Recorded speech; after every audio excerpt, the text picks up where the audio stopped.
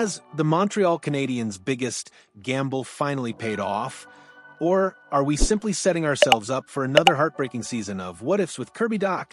The air around the Bell Center is thick, with a familiar cocktail of anticipation and apprehension.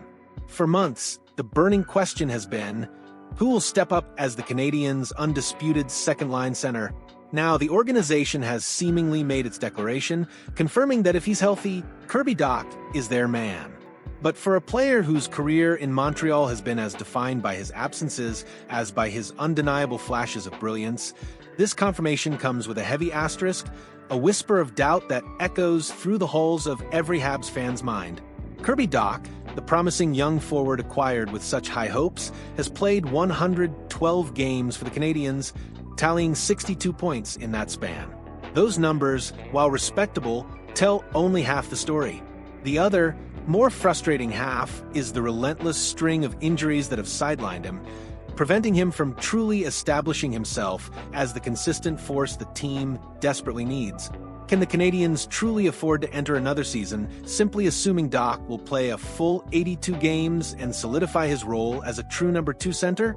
The management, it seems, is banking on it, but not without a meticulous, almost surgical plan.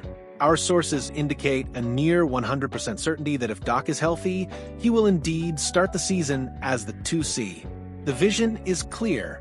Pair him with elite scoring forwards like Ivan Demidov and Patrik Laine, players with whom he's already shown promising chemistry in informal sessions.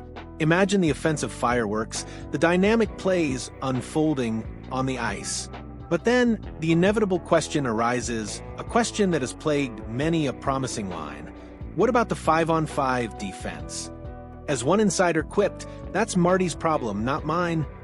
A light-hearted jab, perhaps, but it underscores the organization's commitment to putting Dach in a position to succeed offensively, trusting the coaching staff to iron out the defensive wrinkles. The strategic thinking behind this commitment goes beyond immediate production. The Canadiens view Dach as either their 2C of the future or a valuable trade chip down the line, a means to improve asset value regardless of his ultimate trajectory. This dual perspective highlights a savvy long-term approach to team building, but it doesn't alleviate the immediate concerns about his health. The big question, then, isn't if he'll be ready to start the season, but how he'll be managed. The team's new in-house medical staff, a rare and significant development, has been meticulously overseeing his rehabilitation. We've seen their cautious approach with David Reinbacher, who slowly integrated into play, starting with every second game before transitioning to full-time. This load management strategy, reminiscent of NBA stars like Kawhi Leonard, is likely the blueprint for Dach. While there's optimism he could play the first few games, even potentially a preseason game, the expectation is not an immediate 82-game Ironman performance. Caution will be the watchword, ensuring his long-term health over short-term gains. This cautious optimism, however, brings us to the just-in-case scenarios, the multiple plans a shark-like professional sports organization must have. The Canadiens have been quietly preparing for Dach's potential unavailability. It's no coincidence that players like Alex Newhook and Zachary Bolduc have been specifically asked to work on their face-offs this summer. Newhook, in particular, spent time with face-off guru Patrice Brisebois, a clear indication of the team's foresight. If Dach were to miss time, Alex Newhook is seen as the primary candidate to slide into the 2C role.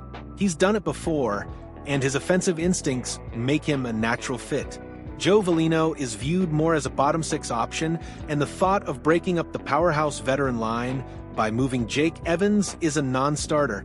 But don't rule out a surprise. The Canadiens might even give Zachary Bolduc a look at center in a preseason game just to see what they have. While not a front-runner for the 2C spot, his potential as an X-factor is real. Should Newhook shift to center, keep a close eye on prospects like Florian Chikaj and Owen Beck, who could earn opportunities on the wing. The organization's proactive stance extends beyond internal options. The recent trade of Carey Price's contract created salary cap flexibility, opening the door to potential external acquisitions. While fans might dream of blockbuster trades for players like Sidney Crosby, Mason McTavish, Jared McCann, or Anton Lundell, the reality is far more nuanced. Lundell, for instance, is highly valued by the Panthers, and his $5 million contract makes him a difficult piece to move. The question of Sidney Crosby, however, lingers like a tantalizing ghost. While a midseason trade is highly improbable, an 11th-hour deadline deal on March 6th isn't entirely out of the realm of possibility. If the Penguins are truly dog poo-poo and Crosby himself expresses a desire to chase another championship, even then, an off-season trade seems more likely. The Canadiens, however, are not looking for a quick fix. Any acquired center would need to be a long-term solution, committed for 2 to 4 years, and the acquisition cost must not involve sacrificing valuable future assets like Michael Hudson. The team would leverage its first-round pick, other prospects, and potentially roster players if they're in a playoff position. Beyond the superstar fantasies, the Canadiens are realistically monitoring other long-term options. Players like Nick Schmaltz in Utah, if willing to extend, could make sense. At 29, he offers a blend of experience and remaining prime years. The message is clear.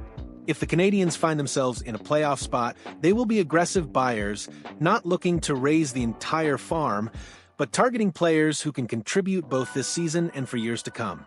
And what of Alex Newhook's role as an insurance policy? Last season, his chemistry with Ivan Demidov was undeniable. While Newhook was snake-bitten by bad luck and missed opportunities, he still showed flashes of a 20-goal scorer. The Canadiens made the playoffs with him effectively as their 2C for a third of the season, proving his viability as a stopgap. Furthermore, there's immense faith in Ivan Demidov's ability to be a highly productive rookie, regardless of who centers his line. He's simply that good. So, as rookie camp gives way to the main camp, the Canadiens are navigating a season brimming with what-if scenarios. Kirby Dach's health remains the pivotal factor, but the organization has meticulously laid out contingency plans, both internal and external. They're not just hoping for the best, they're preparing for every eventuality, all while keeping a keen eye on the long-term vision. It's a high-stakes game, and the Canadiens are playing it with calculated precision. What do you think, Habs fans? Can Kirby Dach finally stay healthy and become the 2C we've been waiting for? Or will the Canadiens be forced to activate one of their backup plans, perhaps even making a splash on the trade market? Let us know your thoughts in the comments below. And if you enjoyed this deep dive, make sure to hit that like button to show your support for the channel. We're just getting started, and there's a lot more exciting Canadiens content coming your way.